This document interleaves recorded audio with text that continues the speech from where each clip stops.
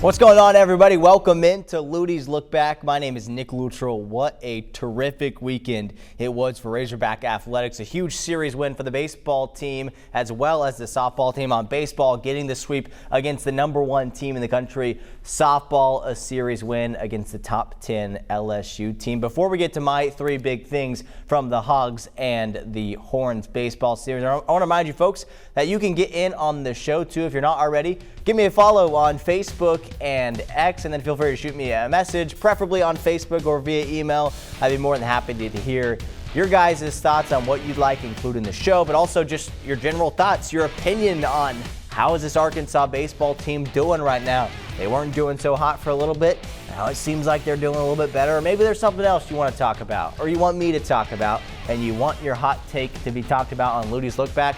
Message me there, and I will be sure to. I can't say it for sure because I don't know what you guys are going to say, but I can almost for sure say that I'll get it in the show for next week. That being said, let's go back to our main event. Arkansas sweeping their rival and the #1 ranked team in the country, Texas, over the weekend. My three big things, you see it behind me. The first one, this team understands the rivalry against the Longhorns. They get it. My second big thing is they were able to win games in a variety of ways, doing multiple different things, which we'll talk about in a second. And then my last thing of the three big things is there was unlikely heroes in this series. In Game 1, it was Carson Bowles. In Game 3, it was Reese Robinette. Let's go back to the top and talk about this rivalry. We know this rivalry with football. Absolutely. The Arkansas-Texas rivalry runs deep. It's probably the top 5 biggest rivalry in college football, even though Arkansas football hasn't been good recently, and they didn't play in the same conference for the longest time. It was still a really big rivalry, and absolutely still is now, obviously. And fans get a little bit more excited when it happens in basketball because there's rivals there. Nothing compares to football, is what I'll say. But there's football, there's basketball, and then there's a little bit of baseball. But I think this team, the guys who played this game this weekend, I think they got it. They understood the meaning behind this rivalry. And that was something that's really important to me as an Arkansan and to the thousands of other people that were sitting there watching the game, how hard those guys played to get the win. And obviously some other things factor into it. I don't know for sure if they were playing that hard because of rivalry. There's lots of other factors. They hadn't been playing good as of late. They're playing against the #1 team in the country. It's kind of like now or never to turn this, not that the season's in the tank, but to turn the season around and get back to being, hey, we're one of the best teams in the country, because the past few weeks they weren't. But this team understood it. Will McIntyre, all right, he's a kid from right here in Central Arkansas, so he understands the rivalry. Singing the national anthem, I don't know if you guys saw the picture. He's doing the national anthem picture, but from behind him, he's doing the horns down as he's singing the national anthem. I mean, if that doesn't make you just so giddy and excited as a Razorback fan, I have a Hog player doing that, doing the horns down. Zach Root getting hyped up. I mean, what a performance by him.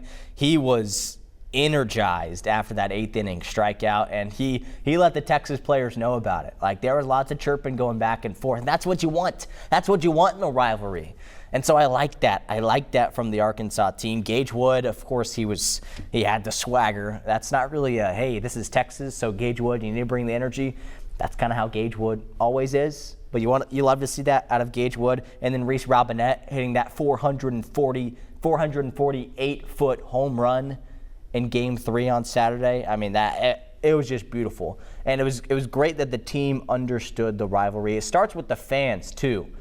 The fans brought the energy, and I think that really helped the baseball team. I mean, it has to when all those people are watching you. There's almost 33,000 combined fans over the 3-game series this weekend. Now, it was a mix of like, all right, the #1 team in the country. The first weekend we had good weather, despite the little weather delay on Thursday. Everything else was perfect weather. And then you're also playing your rival in Texas. So when those three things clash together, it made for a really great weekend as far as the fans are concerned. So the team, it understood the rivalry. My big point number 2 is Arkansas was able to win all 3 of these games in a bit of a variety of different ways. Now, I understand, yes, they hit a lot of home runs, and that's how they won these games, especially the game on Saturday. But they did it in multiple ways besides just hitting home runs. My complaint last week, and even Dave Van Horn's complaint, Arkansas's head coach, was clutch hitting. In times where they needed to get a good hit, they didn't get it. They popped up. They grounded out. They struck out. And now it wasn't perfect in this game, but it was certainly better. And the biggest moment where I was like, this is what I've been asking for. This is what I was talking about last week. Was I think it was game 2. Kohio Aloy wasn't a home run, just was a fireball of a line drive all the way back in, I think it was left center field. Didn't go over the wall, but hit the wall, I think. So it was close to a home run. But it was what I was asking for. I love to see the home runs, but I also just wanted to see guys hit the ball into the outfield and get a good double when the bases are loaded or when you have a guy on third. And Kohio Aloy stepped up in that moment, and boy, did he step up big. A triple or a double, and it scored 3 runs that helped Arkansas go on to win. That was 6-1 win on Friday. So clutch hitting was better, a variety of ways. So they didn't clutch hitting. They also did it in drawing a lot of walks. Not as much, it kind of got better as the weekend went on. 3 walks on Thursday, 9 walks on Friday, 10 walks on Saturday. That's how many times Arkansas offense got walked, not how many times they walked Texas. So it's a good thing to be walked that many times. Obviously, you want them to hit the ball, but they drove up pitch count. I can't tell you how many times I saw Brent Iredale get up there, get to a 3-2 count, and then force a ball 4 and take his base and score a couple runs just because he's that dynamic of a playmaker, of a hitter. They kind of have to pitch around him sometimes. And Arkansas has a lot of guys like that. Iredale isn't even hitting the ball well right now, and they're still walking him. That shows you just how good he is, and they're doing that with a lot of the other players because you can't pitch to a guy like Kohio Aloy if you know he's going to hit it 500 feet over the wall into the hog pen. You can't do it. And so Arkansas, because of these walks, it led for them to have the bases loaded a few times. And I know they didn't take advantage as many times as they probably wanted to, but they hit home runs when they needed to, right? And that's kind of the last thing of, okay, what are the variety of ways that they won this game? They did it through clutch hitting, through drawing walks, and through hitting home runs. 2 home runs on Thursday, 1 on Friday, and then 5 on Saturday. 5, including 2 from Reese Robinette, which leads into my last point. It was kind of some unlikely heroes that led the way. I know I could talk about every single player, including the pitching staff, and how dynamic and how dominant they were this weekend, because they absolutely were against the number 1 team in the country. But there were 2 that surprised me, right? There were 2 that were surprising. The first one being Carson Bowles. This was the first series all season that he started all of the games. So he's kind of been in and out as far as the lineup and starting games and pinch hitting. And it's because, he's really good, but there's guys in front of him that are also really good. And the reason he's had a chance to step up now is because those guys are getting hurt. And that was an issue. We talked about it last week. We talked about, okay, Arkansas has some guys who are injured, and Nolan Souza, Logan Maxwell, pitching Parker Coyle, now Jackson Wiggins. Other guys need to step up, and that's exactly what Carson Bowles did, as well as Reese Robinette. So Bowles came up big, 2-run home run and on Thursday to kind of get the scoring started and to set the tone for the weekend. That home run set the tone for the weekend for Arkansas to go on to sweep the Longhorns. And Reese Robinette, he only had 1 at-bat in conference play the entire season. Reese Robinette. He's a guy who's been here. This is his 3rd season. Last year, redshirted, didn't play at all. The season before that, played here and there, had some decent at-bats. Then he hits a home run on Saturday. Not just 1, but hits 2 of them. And that was his first home run in over 2 years, since March of 2023 in the LSU game. For those who are, I'll be honest, I don't remember his home run against LSU 2 years ago. I feel like I should. But those fans who are die-hard fans out there who watch this show, you remember when he hit that home run. I don't. But maybe you do, and that's great. But it's been 2 years. 2 years. And he's kind of just disappeared.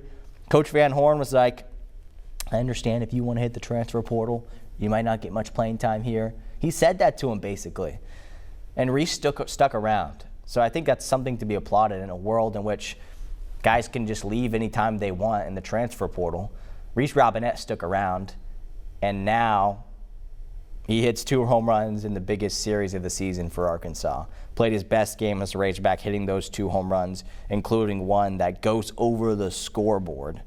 What a play from Robinette. What a play from Bowles as well. So good to see Arkansas doing well, those two guys shining, because that's what you need. When you have injuries, you want to see those guys step up and make plays, and that's exactly what they did in this game. So those are some of my thoughts. Let's hear from head coach Dave Van Horn on just how big it was for the Hogs to pick up a statement win against the #1 team in the country. We needed to win the series. I mean, we lost 3 in a row. It's like I said a couple weeks ago, it's life in the SEC. It's tough, and about the time you think you got it figured out, somebody will get you 3 times on the weekend. And players are good. All the teams have good players, good pitchers, and to lose 3 in a row, I mean, that was tough. But we're playing really good teams. It didn't go our way. Nobody swept us. We just kept hanging in there, find a way to win a game, almost win another one, and we didn't do it. And then today, we won the first 2 games, and today could have been a day where all they're scoring and we're not pitching real good, and they got their guys going. But our guys wouldn't have any of it. They just kept fighting for another pitch and let the next guy do the job as I take ball 4, and 4 or 5 times, 3 or 4 times a day we did with home runs. All right, Arkansas baseball finally back. At least it's been a while, I feel like. It's been probably a few weeks since I felt this confident about Arkansas baseball. I know it's just one weekend, but it's the progression that you want to see. It's back to the team that we knew that they would be at this point in the season. So hopefully they can keep up that momentum. We'll talk about it later in the show, but up next they've got the #2 team, as of this past weekend, the #2 team in the country, and that's LSU, and they don't have it at Baum-Walker Stadium. They have it at Alex Box Stadium in Baton Rouge. So that's going to be challenging. That's one of those where you'd be okay with just 1 win. When you go on the road to Florida, you want to win 2 out of 3. Or maybe even sweep. That's probably asking for much. You want to win 2 out of 3 against an unranked SEC team. LSU, man, you're just hoping to get 1.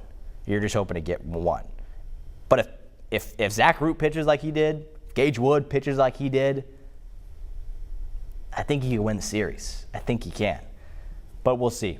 We'll talk about that a little bit more later. Let's go to the softball world now. They got a really nice series win over the #10 team in the country. Speaking of LSU, that was who the softball team beat this past weekend. That capped off their regular season. So it was 6 series wins in a row to close out the regular season after losing their first 2. So credit to Courtney Deifel after starting out 1-5 in SEC play, turning things around, and something clicked after that Oklahoma series. Something woke them up.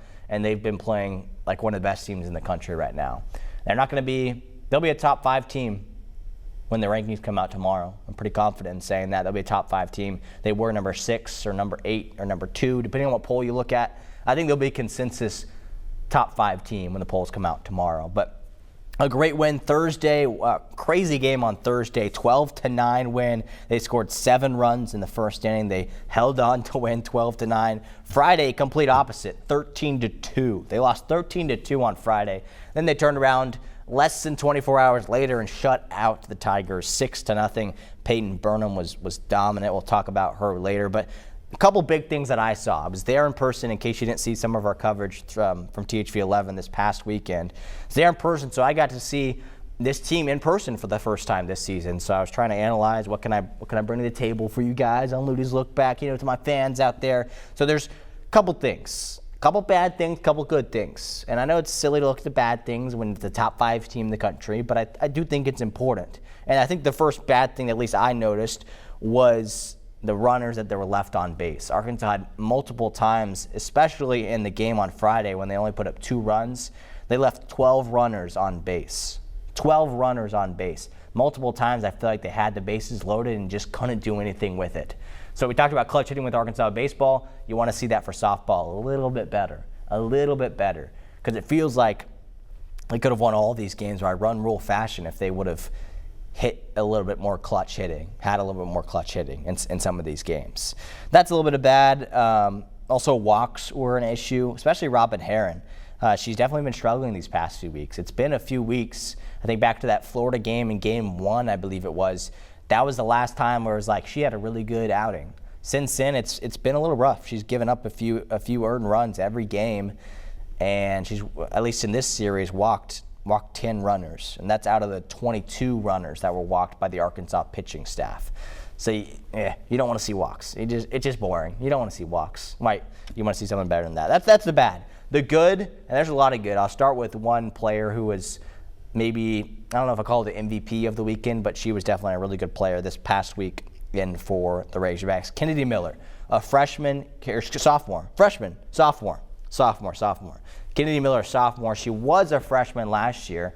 Freshman All-American last year for the Razorbacks. So she was expected to be really good this season, and she hasn't been. Coming into the series, she only had 5 hits in conference play, and she had 4 against LSU this past weekend. So she stepped up big. Hopefully she can turn it around, get out of her season slump that it's been, find some momentum, and that's for her to be hitting, above 500 in a weekend is really clutch. So hopefully she can keep that up as a catcher for the Hogs. And the other good thing was just resilience from this team. Look, they lost 13-2 on Friday. It wasn't pretty. Yeah, I think people were I was a little nervous going to that game on Saturday thinking, all right, are they about to lose the series, to close out the regular season, kind of like they have in years past? But they didn't. They turned around and they shut out a top 10 team. They shut them out 6-0, and I think that really says something about their resilience. So let's hear from head coach Courtney Deifel now. We talk about resilience. Let's hear what she had to say about the resiliency about her team and the response that they had from getting blown out Friday to a dominant win on Saturday. I think it shows their resilience, and I think it shows their character. And I just was really proud of their answer today. And more so just like how we did it, who we are. Not necessarily outcome, but more often than not, when we've been us, the outcome's gone our way. So I was just really proud of how we fought today. I thought Peyton was exceptional. Our defense was nails behind her. That's what Razorback softball has been. And so it was just nice to see us get back to who we are and rely on each other in doing that. I'm just really proud of the group.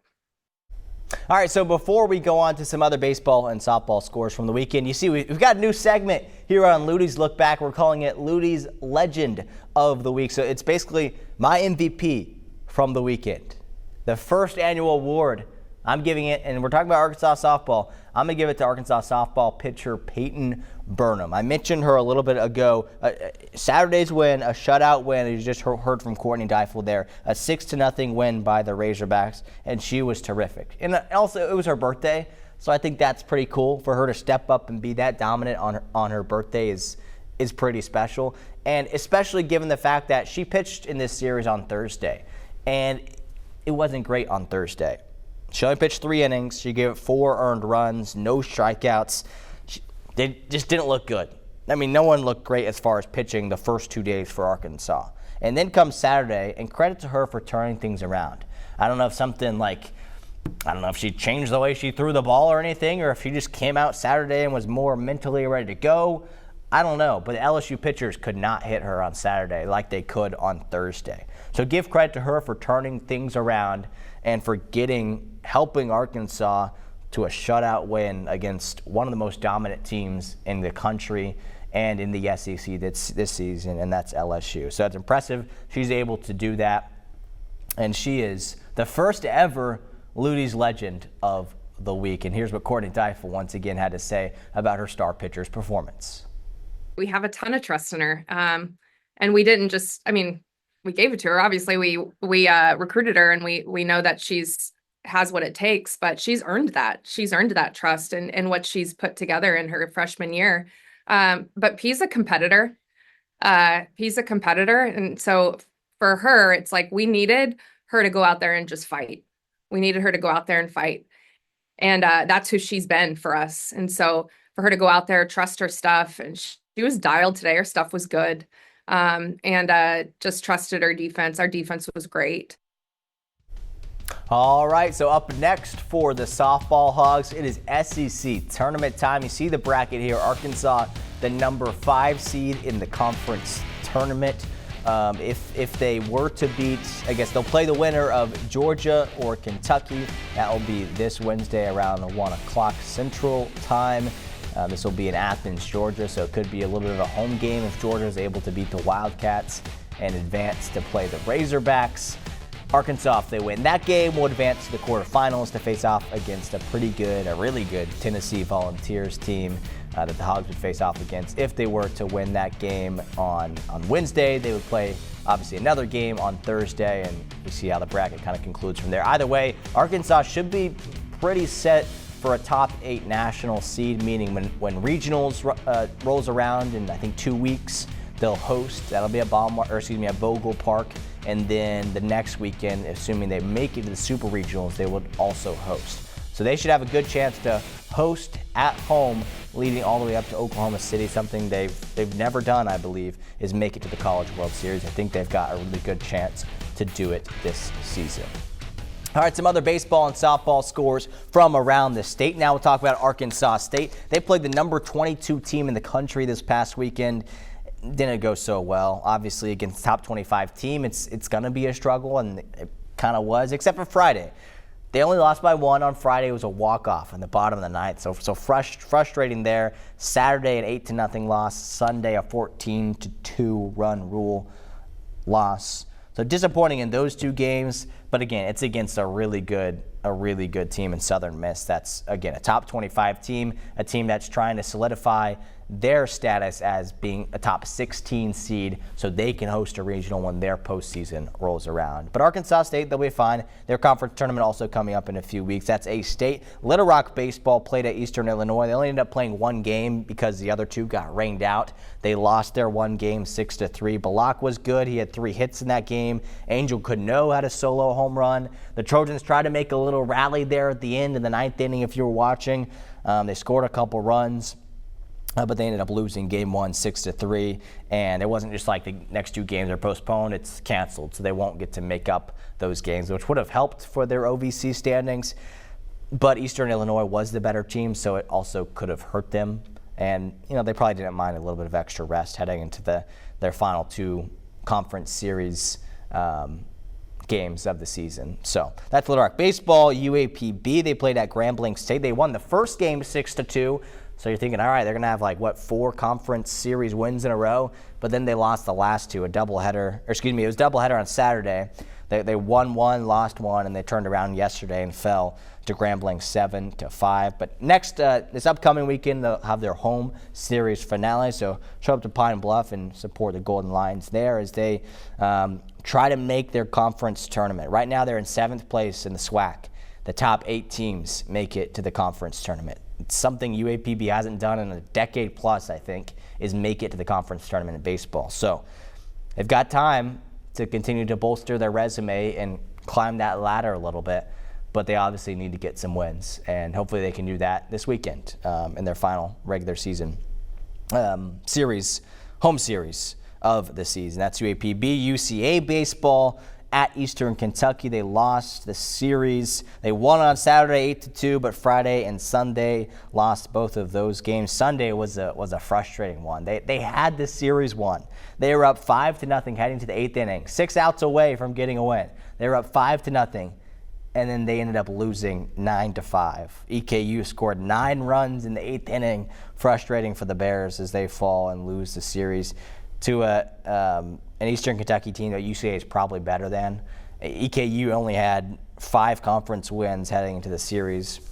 Now they have 7. So, and quickly to softball world, also UCA, they got the win. They swept North Alabama kind of as expected. So just like the Razorback softball team, UCA softball now going into their conference tournament this upcoming week. They'll also play Wednesday. They are the 3 seed in the Atlantic Sun. They'll play, assuming they win their game on Wednesday against Florida Gulf Coast or a couple other teams. If they win the game Wednesday, they'll play Thursday afternoon against Eastern Kentucky, and EKU is one of the better teams in the A-Sun this year. And to give you perspective on what this matchup could look like on Thursday between UCA and EKU, UCA softball and their conference record this season is 15-3. 15 wins, 3 losses against everybody but Eastern Kentucky.